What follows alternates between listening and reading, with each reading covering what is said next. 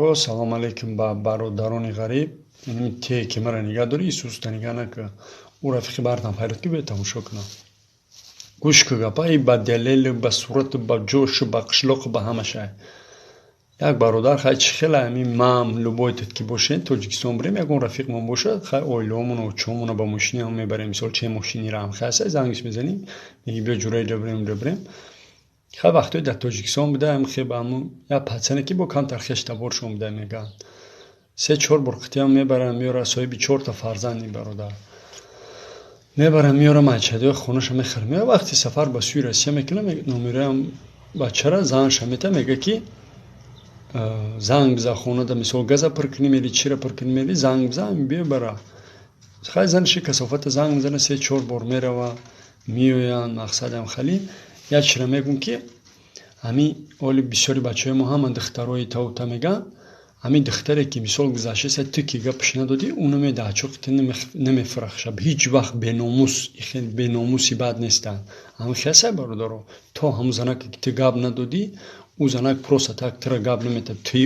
урода гап намета и беномус 3-4 бор бечори занака мебара Исус харид мекунанд меёран хаям хе остоста соҳиби 4 та гудак занак усоса чӣ хеле мекуна дили занака меова ки занака қариб 3-4 моҳ истифода мебара 3-4 моҳи худозада истифодааш мебара ба соатҳои 1 ё 12 шаб меқапанаш ба делаву ба ҳамаш сиёнка пиёнка қити меқапанаш мисол шуша занг мезанам ҷошда 3 талоқаш мекунам аки оқи падари худозадае ки бо хеш табор шомда ма чӣ гуфтанем мара гӯшгаи беномус занг гирифтира будон ки занта ами гуфте ки якмита барден какая худат намеёрая боварам ка худозада нахо паҳад занаки 4 гудакара клет кади ба ҳаму гудакора надиди хотирам гудако надиди паҳадинем халёра инем беномусора бовар мекунӣ ҷура меги хонат меёри ба хотири занат меоя ба хотири апад меоя ба хотири хоҳарат ҳеҷ вақт хеле касофати ҳаромада қаватора натен оли бисёр бачаҳои бо мара мешиносам мегӯянд ки худаш мошин дошт мара гӯш ку ма ҳамиҷа сразу бигӯм ки ба гап хабар бисёр мешавам ман худам мошин доштум ман мисол мара барои сахайкунӣ мақорат мекардам сахайкунӣ орзуи кӯдакима ман беҳад безеби бадай мекардам наке ман хеле бенангу беномуси оқи падар набудам барои ҳам бародаро ҳар паданалати худозадаро хеле боварӣ накунен ара ҳайвони мисол қадира урура ҷураву ёро дӯст нагирен аллоҳ нигаҳбон худо ҳамата нигаҳбон шо домлои муҳтарам дар маъракае ки моро бо сабаби сатр доштанамон таъна карданд ва гуфтанд ки модоми сатр мекунед ба маъракаи мо наоед зани солхӯрдае маро таъна кард با احترام خواهر ایمانی شما دوم شخص عرق می نوشد و باز نماز می خواند حکم وی در شریعت چی است این سوال دومش معلوم است کسی عرق می نوشد نماز می خواند یعنی این مسخره کردن بر اسلام است مسخره کردن بر مسلمان ها است بهتر و خوبترش همین است که اون بدبخت نماز نخواند یعنی ببین خداوند در قرآن میگوید قد افلح المؤمنون با تحقیق نجات یافت سوره مؤمنون با تحقیق نجات یافت مؤمن ها همه مؤمن ها نه کدام مؤمن ها الذين هم فی صلاتهم خاشعون کسانی که در نماز خاشع هستند خاشع را مفسران میگه که نرم دل هست ترس در وجودش هست انا همان مؤمن ها در نزد خدا نجات یافتگی هستند وقتی وای عرق می نوشد کجا دل وای نرم هست وقتی وای عرق می نوشد کجا دل وای ترسان به سوی خداست اگر وای از خدا می ترسید وای عرق نمی نوشید زیرا خدا امر میکند شما عرق ننوشید و این خواهری که از ما التماس کردند که در معرکه‌ای که با سطر می رویم برای ما زنهای سال خورده میگویند که در معرکه ما اشتراک نکنید مادامی که شما سطر دارید من این سوال بار جواب گفته بودم لیکن باز میگویم که کلان سالی ندارد اعتباری کلان عقلی بود مقبول باری این مولوی میگه ای کمپیر بدبخت ای خدازده ای که این دختری تو حکم قرآن به جا آورده ایستاده است این تو وقتی طعنه میکنی روحی تو در عالم ارواح گفته بود چی گفته بود؟ گفته بود خدا گفته بود که الستو بربکم آیا شما نیستین ای مردم بندگان من قالو بلا، تو گفته بودی بله من بنده تو هستم. امروز چی شد میگد مولوی که تنت در بستر شیطان چرا خوف؟ چرا امروز تو پیرو شیطان شدی؟ اون وسواسی که اون کمپیرها و اون موسفیدها و اون جوانهایی که برای دخترهای با سطر این گونه ملامت ها میکنن، این وسواس شیطان است که در وجود این کمپیرها جایگیر کرده است. این کلمات مانده، این راه مانده، تو طعنه میکنی. تو چی را طعنه میکنی؟ آیات قرآن، احادیث های پیغمبر خدا را طعنه میکنی. کسانی که به خدا قسم به حرمت این قرآن بکرم معظم، در همین قرآن سوره وجود دارد به نام نور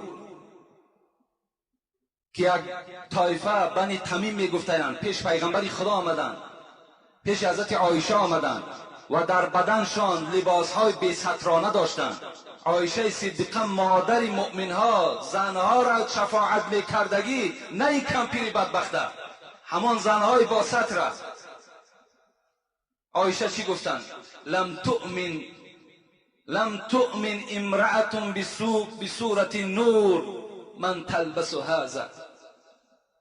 ایمان ندارد، گفت حضرت عایشه، همان زنی که این گونه لباس میپوشد آیا از سوره نور درک ندارد؟ آیا خدا در سوره نور چی خبر میدهد؟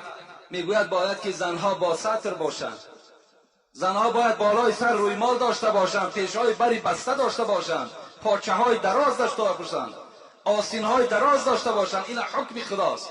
کسانی که با این سخنها پیرو میشن، قسم به خدا آنها از شیطان دیده بدتر هستند.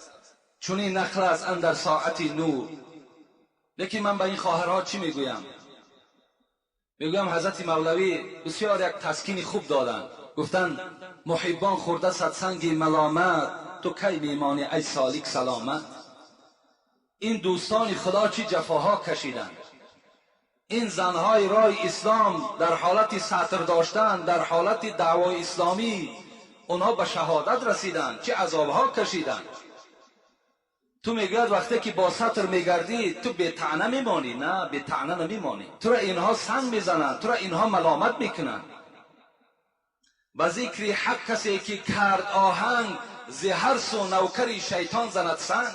اگر کسی در راه خدا رفتار دارد، گفتار دارد و از هر طرف شیطان نوکارا شاگردهاش سنگ میزنند. ز هر سو میجکد سگ بر سری راه، نظر بر سگ مکن رو سوی الله. حضرت مولوی میگوید این کمپیرها و این موسفیدهایی که شما را این گونه طعنه میکنن، اینها سگان هستند که میجکن، لکن تو با جکیدن این سگها از راه نمان. تو سطر تا کردن بگیر. هرچند که گردن با حیا، آبی که بی سرپوشه هست بی شبهه کی نوشد ورا. زنهایی که اگر سطر ندارن مثل همون ظرفهایی که آب میگیرن سرپوشه ندارن، مثل همون هستند. آبی بی سرپوشه وای مکروه است، وای دیگر نه طهارت میکنه نه خورده میتواند. زنی که حیا ندارد، زنی که سطر ندارد، وای همچون یک زنی مکروه است، یک زنی بدبخت است. این امر خدا است، این ما پشانده نمیتوانیم. پیغمبر خدا میگوید المرأة عورة، زن خودش عورت است. بین لعن الله الناظر والمنظور الیه، لعنت کند خداوند با آن مردهایی که به سوی این زنهای بی سطر نظر میکند، یا لعنت کند پیغمبر خدا گفت زنهایی را که تمام مردم نگاهشان بالای خودشان حواله میکنند. این زنهای بی سطر را پیغمبر خدا گفتن لعنه الله، خدا لعنتشان کند. اینا در لعنت خدا گرفتار هستند. این سخن نه حاجی است، نه شیخ است، نه بافته. اینجا یک برادرم سوال کرده است که میگویم که همین سطر ما را طعنه میکنن که این سطر از ایرانیا هست، این سطر از افغان هاست. این نه از ایرانی است نه از افغان هاست، این نه ساخته ملا هست نه ایشان است نه شیخ است. این آیت قرآن است، این حدیث های پیغمبر خداست. قدرت نداری برای مهیا کردن خواهر و مادر رو طعنه نکن، بلکه افسوس بخور، بلکه پشیمان شو که چرا من قدرت ندارم که زنی من با سطر گردد. پشیمان شو که چرا خواهری من بی سطر است. این ده پشیمان شو، طعنه نکن. طعنه میکنی خداوند انشاءالله اون زبان تو بریده میکنه. السلام علیکم استاد عزیز حاجی مرزا، خداوند عمر شما را 100 ساله کنه و فقط در راه خدا خدمتگار باشید و فقط حقیقت را بیان کنید. چگونه با شوهرهای خود هم خوابه میشوند، اینها را بین یکدیگر حکایه میکردند.